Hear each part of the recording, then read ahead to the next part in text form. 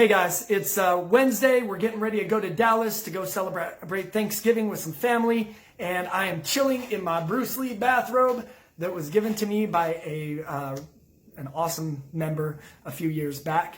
And anyway, I just want to make a quick little video as we're going into the holiday season. It's very easy to fall off our fitness and our weight loss goals. And I wanted to just kind of talk about, not even like say not to. I think if you're okay with gaining weight over the holidays, you should. I don't think there's anything wrong with it. As long as you're just making the choices consciously so you don't go into the new year kind of berating yourself and feeling down about what's happened, you know. So I just want to talk about one of the reasons why I love being into the weight loss and fitness niche or niche. I'm not sure how you say it. Niche. I don't know what it is. But maybe somebody comment and tell me below, like, what is it? How do you pronounce it? Anyway, the reason why I love being into it is I feel like it's a pathway into a lot of personal development. Okay, so there's a lot of other things that you can explore about yourself, and as you see your own progress in fitness and weight loss, you can see a lot of progress in a lot of inner things as well. It's a way to kind of bring up some inner demons and work on them, I guess. I'll try and hide some of my chest hair from y'all. I know this isn't the 80s, so anyway.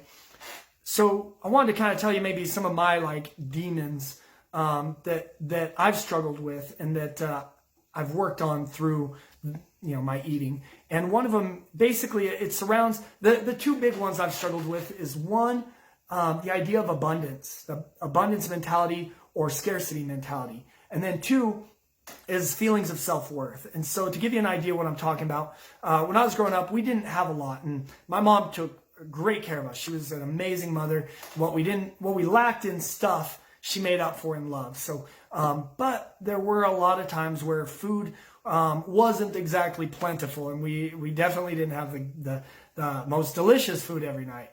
And I think out of that, I developed kind of a scarcity mentality. And so whenever I would go to a buffet, especially, I would pound that food down. My instructor makes fun, still laughs about this. My buddy and I got kicked out of a Chinese buffet one time because we were there so long eating. Anyway, my wife and I, when we were at her apartment, we were moving out and to move elsewhere. I was eating all the food in the fridge so we wouldn't have to toss it, and we were down to a massive bag of corn in the freezer. And Sarah was just like, "Just toss it. It's $5." I was like, "No, we are not wasting food. We do not waste food. The Caudells do not waste food," right? And anyway, so I would go out and I would buy her food to eat, and I would eat that corn. And I lived off that corn for like 3 or 4 days. I actually lost a good chunk of weight because that was all that I ate, because I refused to. And even now, like if I'm eating over the stove or something, Sarah will she'll say, "Forrest, you deserve better. You deserve to sit down. You deserve to sit down and enjoy your food." Because anyway, so there's also that idea of like, you got to finish all the food on your plate. You don't throw away food because there's not a lot of food out there. There's starving children in Africa and all that stuff. So, and some of the thoughts that have changed around that is, actually, again, Sarah shared this with me. She's very insightful. There's a reason why she's such a good yoga teacher. And her thing was like, look, after you get what your body needs from the food, then it's wasted calories. Like you're putting crap in your body at that point. Like it's going to be fat on your body. So she's like, you can either throw it in the trash or use your body as the trash. And so, and of course, you're better than that. You deserve better than treating your body like a garbage disposal. And that was an interesting way to think about it. And I actually went for a while where I would try to throw away a little bit of my meal no matter what, just because it was such a hurdle for me. It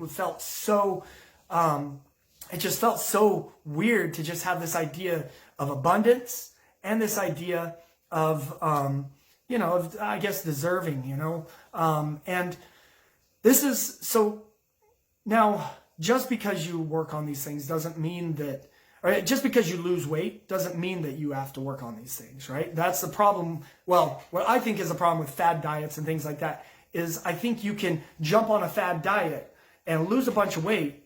But if you don't work on what's behind it, what are the drivers of that? What are the beliefs that you have? What are the emotional ties that you have to the food that cause you to keep going back? That's why people yo-yo. They're not actually working on the underlying roots behind what it's triggering. And food is such a primal thing, you know. And that's another thing is like as we're moving into Thanksgiving, there's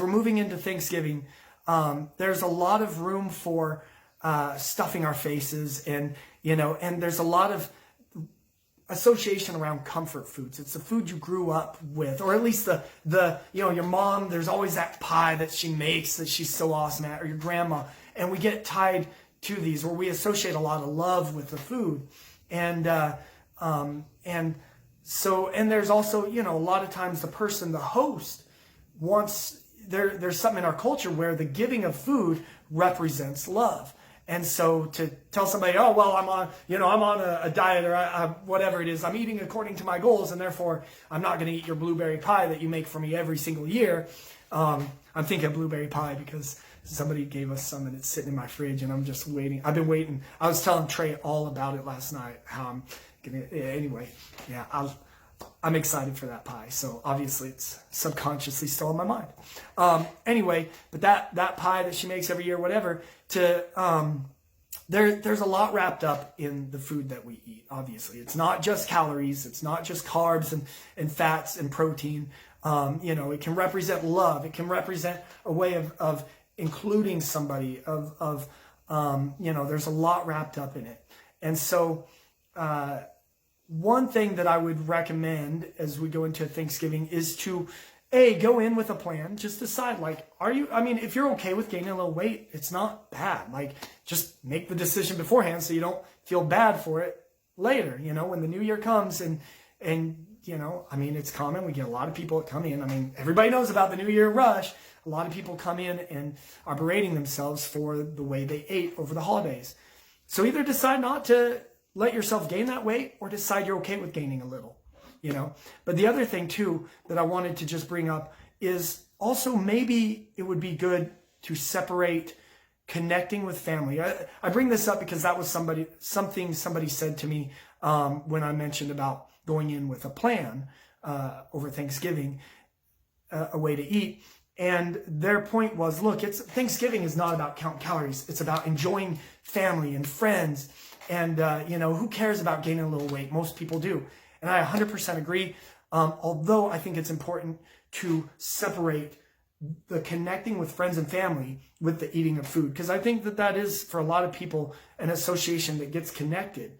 And so when you connect, you know, like being with friends and family, being present with the eating of ungodly amounts of food and laying on the couch for the next 4 hours, unable to move, that connection doesn't serve you. And so it would be good to separate those two and decide, are you going to connect with friends and family? Is that the goal of Thanksgiving and the holidays for you? Awesome. Is your goal also to stuff your face? If it is, cool, do it. But know that those are two separate goals. You can enjoy the holidays connecting with friends and family and not have to balloon up like a whale. So, but you should if you want to. So anyway, that's kind of my message. I hope you enjoyed this. It's as much for me as it is for anybody else that might find value in it. Thanks. Bye-bye-bye.